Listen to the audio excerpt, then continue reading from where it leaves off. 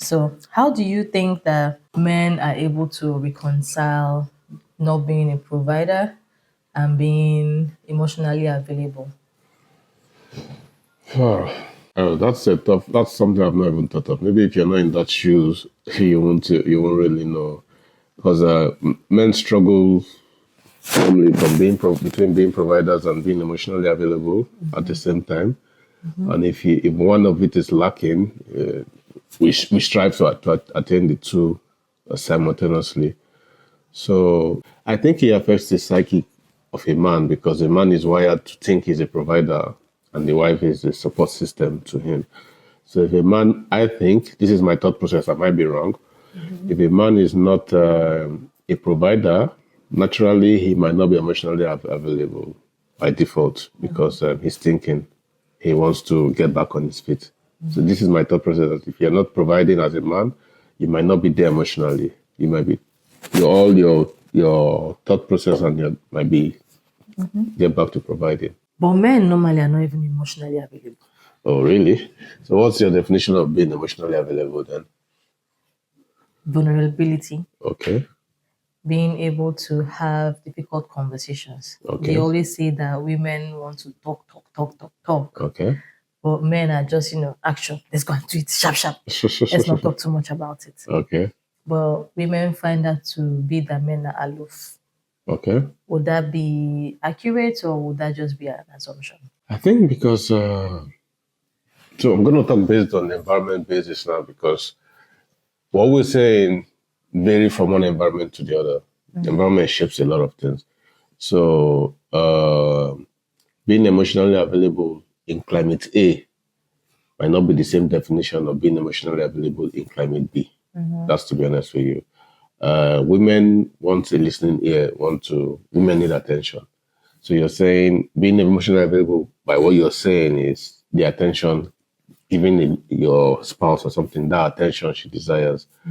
A man naturally, you give the attention and but men naturally are not, what men desire and what women desire are two different things based on the way we're created. Or do men desire? Or do men desire? Oh. Men desire a lot of things. Maybe a man desires he just comes home, no noise, no trouble, no plenty talk. You just come home, you think everything, you think of your days, everything goes like planned, which is not always what like one caveat I would say. I won't say generally for all men. I would say maybe what I desire, because every man is different. Yeah. But you need to be also relevant. You need to be emotionally available to make your family work. You need to be there, listen to the women's, maybe how her day went. Women, we be there for the family also. Maybe kids, listen to them, bond with them. So that's my own definition of being emotionally available. But do you know that women also want the quiet? Okay, you tell me. Okay. Yeah. There are days that I just want my son to go to bed as quick as possible. Okay. So that I can sit down in the silence and hear myself think. Okay. I don't want any adult. I don't want any child. I just want me time. That's silence. That's that's irrespective of being a man or a woman. That's human beings. We need our special moments sometimes just to reconnect, maybe think, reflect, and that's human. It's not, I won't say that's a man or a woman thing. Yeah, but then when you talk about, you just want to come home, you want to be in your head, it's like women want that too. Okay. But then you also have to bond with the person that you're with, and you also have to share your fears. But society has made it that men sharing their fears is a sign of weakness. Yeah, that was the notion before now. And now what is the notion? Now it's okay for a man to cry. So have you cried in front of your wife? It's okay for a man to cry. Not cry as in tears might, but yeah, it's okay to break down. We're human, it's okay to break down. So before now, we used to say men are macho, men are this, you don't show your feelings, you don't share. But the world is changing. Society is enlightening people and it's okay for a man to cry. It's okay for a man to share his feelings, to be vulnerable. It's okay. It doesn't change anything. It But builds are men trust. doing that? It's Like I one said- thing for it to Like I said supposedly- initially, Okay. I said I will speak for myself. Yeah. I won't generalize with all men. Are Because, you doing that? Yeah, I'm for sure I'm vulnerable. I won't tell you I'm superb. I break down at times, and I could share my fears with you and tell you this is this is that. I've learned over time. Yeah, we try to be macho and cool, but sometimes it might not even be your spouse. It might be someone you're close to, maybe your sibling.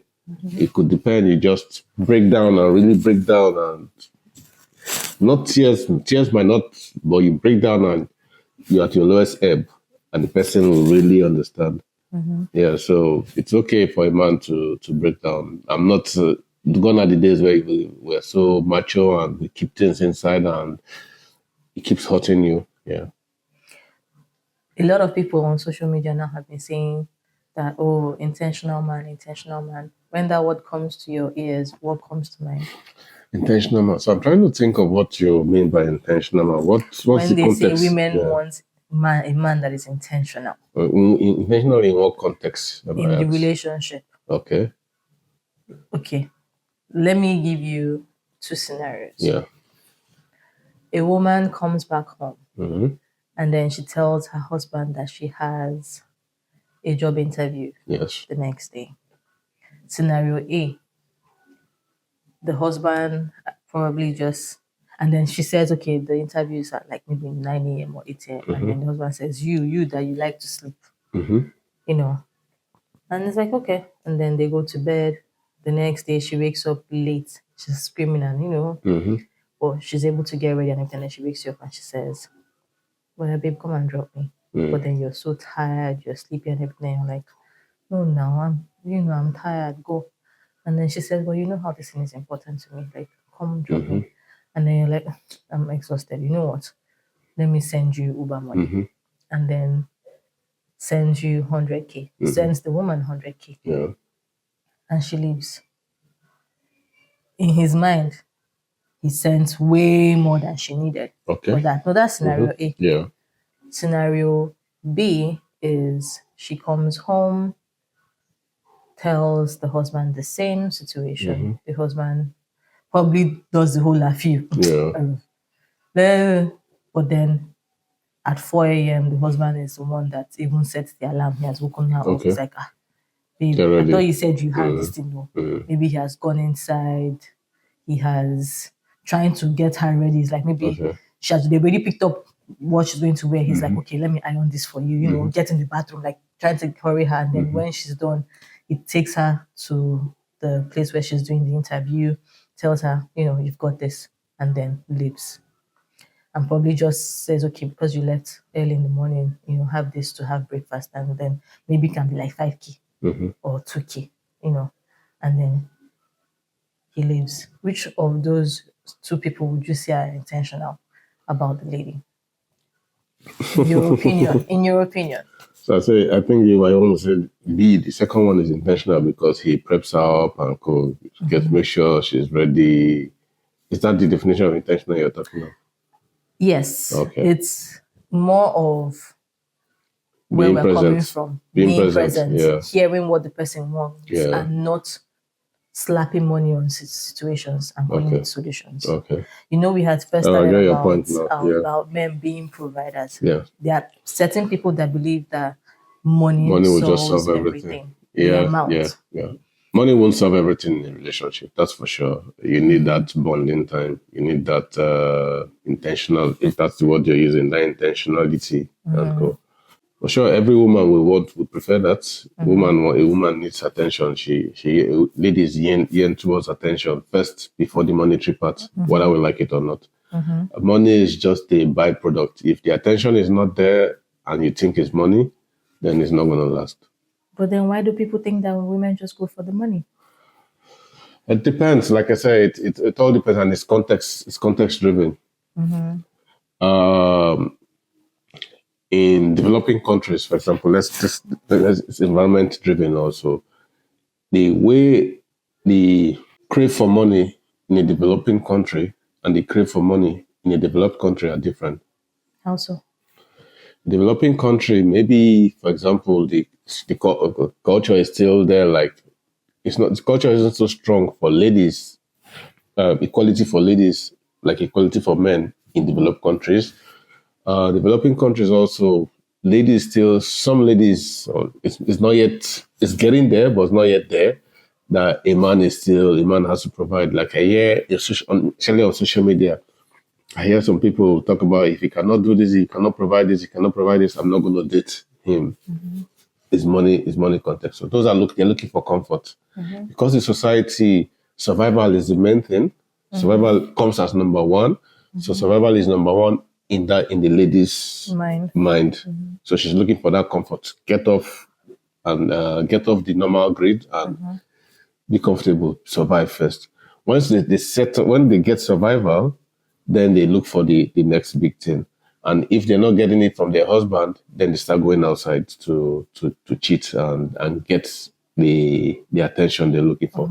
But in reality, attention is number one a lady is looking for. Like I said, it's the scenario that makes it, the survival mode makes money come in first.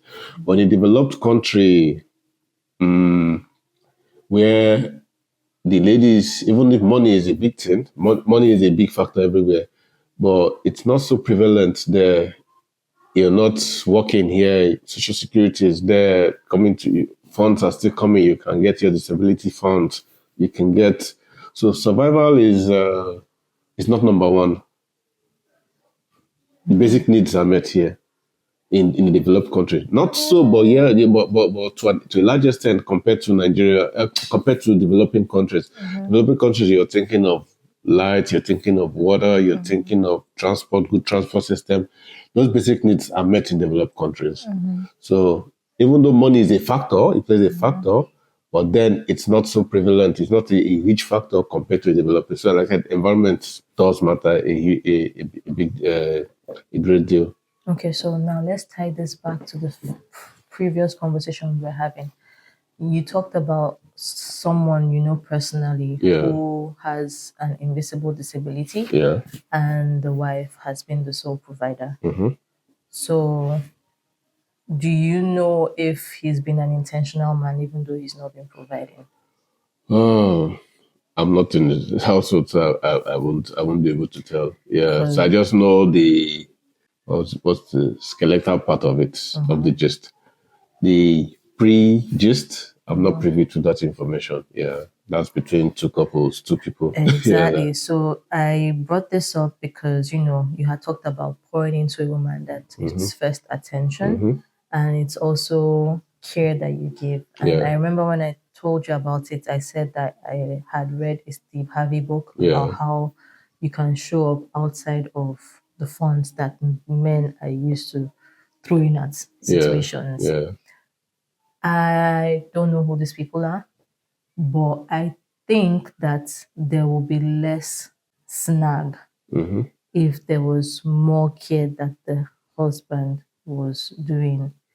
Pre his Not just pre, even during the situation. Okay.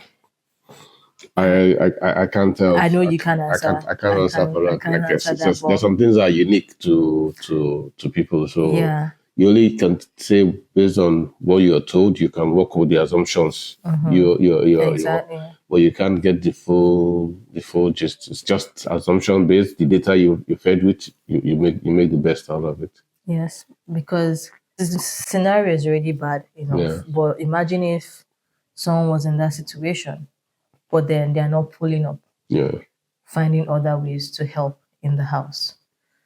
The lady is the provider, but then she's still cooking, washing she's plates. Still cleaning. She's still sorting out the house. Yeah, so nothing has changed. And then family still expects the same thing from her. She's, there's black tax. Yeah. She's still sending things home to his family. They are thinking maybe it's from him. She's still sending home things from her own family. Yeah. People are also still, we all have this. So they are combined forces to just antagonize the person. Yeah. Like I said, the facts are, you only work with the facts you have. And there could be hidden facts, hidden details behind, and I'm not privy to such information. So, I was just thinking about it. And now moving on to the follow-up conversation that we had when Okay. you had said, if I was, or no, you didn't say it that way, but you said a woman being the sole provider, Yeah. how would the person, take it? Yeah. Being a sole provider, does it now mean that the man takes up more of the traditional female role? Does his family know about it? Do my family know about it? What are the seeds that are being sown into the marriage? Because it's not only us, other people are watching. We have siblings, we have family members, and we know that once someone opens their mouth, they indirectly, subconsciously sow a seed in your mind. Yeah. And that's why it's what you decide to listen to that matters. So if you're that husband or that wife who there's room for you to listen to those conversations, you can excuse it and say after, okay, that happened, yes. Yeah. But are they pulling up in other areas? And then Okay. you're now like, then there's that whole anger. There's that whole you're even being entitled. Yeah. Do you understand? And no one even knows. Okay, like I don't know if you've heard of these stories where, like we said, a man lost his job, but then, or he doesn't have a job, or he doesn't. Then they go out, like they are having dinner, and then when they bring the bill, he already has her credit card or her debit card in his pocket, and he pays. But people see him paying, but it's her account. Yeah. All from the preserving the man's ego. And we know that growing up, a lot of our mothers showed up for our fathers without anyone knowing. Yeah. We all know that one, hands down. Yeah. Do you understand? But when they talk about it, it's always that, but men were providing. Yeah. But men were providing. But these scenarios happened. And it's that whole, let's say, shame culture, or cover the bum bum of your husband. Because the way you present your husband to your family is the way they're going to respect him. Seen as the head of the house, and respect your house too. Like I said, the environment we grew up in, that's the way it is. So you still need the respect of your husband amongst your family members, and so you have to shield him. The environment. It is the environment. We've talked about this enough. Well, not enough. We will always have to talk about it. Finances would always be. I'm fascinated by it. Yeah. I like having my money. And I miss when people used to give me money. Please give me money. I miss when they were like, oh, but now everybody just says you're an adult. Yeah. Adulting. Ah, dear Lord, such a scam. But yes, there's that. I do like having my money. But I'm always pained when I hear conversations with finances, balances in the household. Because, money is a lot of issue. And we just even talked about earnings. Okay, now we're in the US. Yes. There's whole credit score. There is the whole bad debt. Good debt. And when you marry in the US, people most know that they inherit their husband. Like if you marry, people think that they only inherit the wealth. They don't, not everyone knows that you also inherit your husband's debt. Well, in most states, I don't know if it's all. People don't know that. So here you're now navigating when you want to buy a house together. How financially responsible is that person? When you want to start a business together, what are the hang-ups on?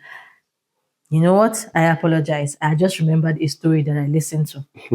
There's this lady who gave a testimony. She's like, that they should help her thank God though. She first started the story. She said that she was in a relationship. Love filled eyes. And then the guy wanted to go to film school. So she co-signed with him for a student loan of, I think, if I'm not mistaken, for over $80,000 for him to go to the film school. And then a few months later, they broke up. And she was a co-signer. But that's not all. He even dropped out of the school, so he didn't even finish. He didn't finish the schooling, and because he dropped out, he stopped paying the loan.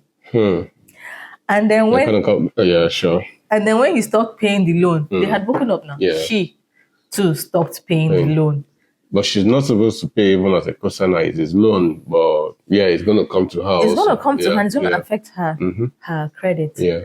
They are not married, just in a relationship. Okay. Now ruminate on that. If it was your sister or your cousin or your friend, someone you cared about. First of all, is this a thing that you think men would do? So finances in marriage is a huge topic. It's not even marriage, so it's not saying that relationship. Yeah, okay. Finances and it's a topic that is there are different schools of thought to it. Some people would say she wasn't smart, she's not married to him. Why go cosign and co? That's a school of thought. I said that too. Yeah, that's a school of thought. Some would say you don't have to be married. You do things for love conquers all. Yeah, but also you have to check your risk. Maybe because of where I come from, risk management is a big deal. You need to calculate the risk. That's true. Put all the options. If this happens, what will you do? If this happens, what will you do? So if you're co-signing for the person, first of all, also was he not a citizen? They were both citizens. They are both citizens. Oh yeah, you still co-sign for citizens? Yeah. Oh, okay. I didn't know that. I felt it was. That means both of you are you both own the loan. Own the loan. Oh, I see. You can yeah. So taking a loan of 80,000 on someone's betting I'm on not someone. Sure of the amount, Okay, to be just honest, but I know it was a high amount. Betting on someone, not yourself. Betting on someone with a huge sum of money, not yourself, and there's nothing legally tying you guys together is not a smart move in all ramifications. It is not a smart move. Yeah. So I don't know if that is what talking of. They're not married, so it's not like you want to. It's not a smart. If they were married, that's a different ball game. But they're not married. They just. So maybe people do stupid things for love. So that was one of the stupid things she did for love. And I also think that the guy is flaky because, fine, the relationship did not work out, but at least finish the school. Yeah. But then you drop out. Several things that could have made him drop out of school. Maybe he wasn't. He wasn't there enough to continue. So a lot of factors, like you said, we don't know the facts. We don't know the facts. Yeah, we only assume. But she gave it as a testament because apparently it was a government loan and it was forgiven. Oh, okay. It was forgiven. Honestly, I think I need to check again that source, but I don't remember how much it is. I need to find out. But it was forgiven, and everybody was like, "You are so lucky, you are," because. But that was a wrong financial move on her part, though. Very, very wrong. But it's something that you see women do, not men. How do you know men? I think I'm assuming. That's assumption. Because we get the opinion that men are too analytical. That's an assumption. I've seen situations men trained women back in developing countries. Men train women to school to go beef up themselves. He wants to marry, and the woman comes out, marries a different person. There are stories like that, but he also did it analytically because he knew that once the person comes, well, I guess in a way, it's the same thing. It's the same thing because you're taking a risk, taking a bet from someone, and that is true. Yeah, the person can disappoint you at any time. So that is true. It goes in both ways. That is true. That is so true.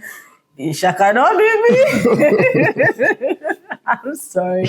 I was like, wait, what? It's something that I can consider for a husband. Yeah. Husband, please don't ask me. Come correct. Thank you very much. But yes, like you said, marriage, it's a union. You're tied together. You own the money, the assets, except if you sign a prenup. Yeah. You also own the debt that you both incur. I don't think you own the debt that the person has prior to marriage, but you own the debt you incur while married. Okay. It's a bit hazy for me now.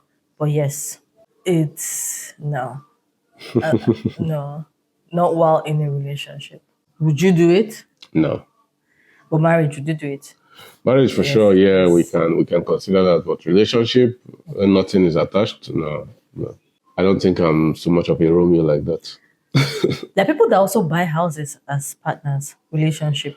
So here I need to understand some things. Partners, maybe they don't want to get married because of the legal clause involved and their partners and co. So people do things and there are risks involved also. So you just know how to navigate your risk in a developed society.